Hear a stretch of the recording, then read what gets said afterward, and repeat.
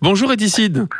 Bonjour. Bonjour et merci d'être avec nous pour évoquer donc cette visite présidentielle ce mardi. Est-ce que vous pensez qu'on a enfin pris la mesure de la lutte contre le trafic de drogue ou est-ce que c'est encore un coup de communication comme certains habitants le dénoncent ? Non, je pense effectivement, en tout cas j'espère qu'on a enfin pris la mesure effectivement des narcotrafiquants qu'on a face à nous. On est plus effectivement, comme ce fut le cas à une époque lointaine, des narcotrafiquants locaux. On est effectivement face à des narcotrafiquants qui ont des ramifications à l'international. D'ailleurs, les interpellations prouvent que c'est le cas. Et surtout, aujourd'hui, je pense qu'on a pris conscience la parole des magistrats il y a quelques temps, puis tout ce qu'on a dit cet été sur le sujet, nous les syndicats de police, nous ont permis de libérer effectivement la parole et que la prise de conscience soit générale, c'est-à-dire qu'on est face à aujourd'hui Marseille est un problème national, d'enjeu national sécuritaire pour la simple bonne raison que les narcotrafiquants marseillais se sont progressivement disséminés sur des communes limitrophes de Marseille, puis des départements limitrophes et maintenant des régions limitrophes, et on sait que les narcotrafiquants marseillais et les méthodes marseillaises, effectivement, on se retrouve dans plusieurs endroits de France. Ouais, ça s'exporte d'une manière générale, ça s'exporte pas mal dans les villes voisines. On a vu contre Toulon également, c'était à peu près la même chose. Tout à fait Toulon, mais pas que. On a eu effectivement aussi, on a eu le cas effectivement sur Toulon, on a eu le cas sur Nice, sur Avignon, sur Nîmes.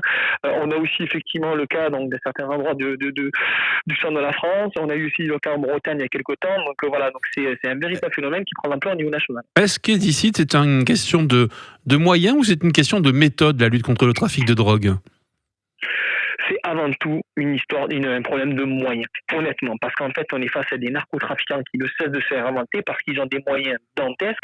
Un point de stup à Marseille, c'est entre 30 et 90 000 euros par jour le chiffre d'affaires en moyenne. C'est-à-dire qu'il y a des points de deal qui culminent à des sommes bien supérieures.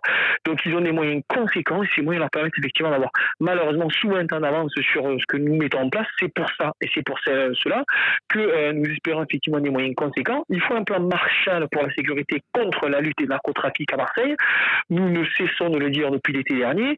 Les magistrats l'ont dit lors de la commission d'enquête parlementaire qui a eu lieu il y a quelques jours de cela. Et aujourd'hui, nous espérons effectivement que l'arrivée du président de la République et des deux ministres régaliens soit aussi suivie d'annonces de renforts. Et s'installer comme ça dans une cité comme la Castellane, ça va peut-être marcher sur la longueur, mais il y a plusieurs centaines de points de deal dans Marseille. Comment est-ce qu'on fait ? C'est exactement ce qu'on disait. Donc aujourd'hui, effectivement, venir s'installer, donc mettre en place une opération place nette, c'est intéressant, mais pour être présent au quotidien, il faut des forces de l'ordre. Et pour ça, il faut refournir les arrondissements marseillais de fonctionnaires de police. On a beaucoup de commissariats d'arrondissement qui sont aujourd'hui des bureaux de police, c'est-à-dire que c'est juste des lieux où on peut prendre des plaintes. Il va falloir effectivement qu'on mette en place un véritable quadrillage territorial de tous les secteurs de Marseille pour que les points de deal ne passent pas d'une cité à une autre, d'un secteur à un autre, et pour qu'aujourd'hui effectivement on arrive à tarir du côté effectivement la manœuvre des narcotrafiquants, donc en interpellant les petites mains du réseau, mais aussi qu'on puisse verbaliser un grand nombre de consommateurs pour que ces consommateurs n'aient plus envie d'aller faire les choux gras effectivement des comptes en banque et des coffres forts des narcotrafiquants marseillais. Et oui, on avait abandonné un petit peu la police de proximité, on l'a même carrément abandonné sous Nicolas Sarkozy. C'est une des solutions pour vous ? Oui, vous savez, la police de proximité est un terme générique. Chacun a sa définition de la police de proximité. Je dirais qu'aujourd'hui, les brigades spécialisées de terrain sont aujourd'hui effectivement, par exemple, une forme de police de proximité parce qu'ils quadrillent le territoire, ils sont présents chaque jour, ils n'hésitent pas effectivement à prendre la tâche avec la population, à régler les problèmes quels qu'ils soient. Donc c'est pour ça. Donc la police de proximité aujourd'hui, oui, pour ça il faut des moyens humains supplémentaires. Seul l'humain permettra effectivement de lutter et d'occuper le territoire le plus possible. C'est la seule solution pour pouvoir effectivement tarir tout d'abord les consommateurs, effectivement, qui ne viendront plus sur le point de deal, et les narcotrafiquants en les impactant au maximum parce que vous savez qu'en saisissant un grand nombre de quantités de stupéfiants, les narcotrafiquants vont devoir rembourser ces sommes à des grossistes qui sont, on le sait, très belliqueux. Il faut aussi peut-être s'attaquer à l'ensemble de la chaîne, c'est-à-dire du petit vendeur à la sauvette, justement, aux têtes de réseau. Et là, c'est quand même également une question de moyens.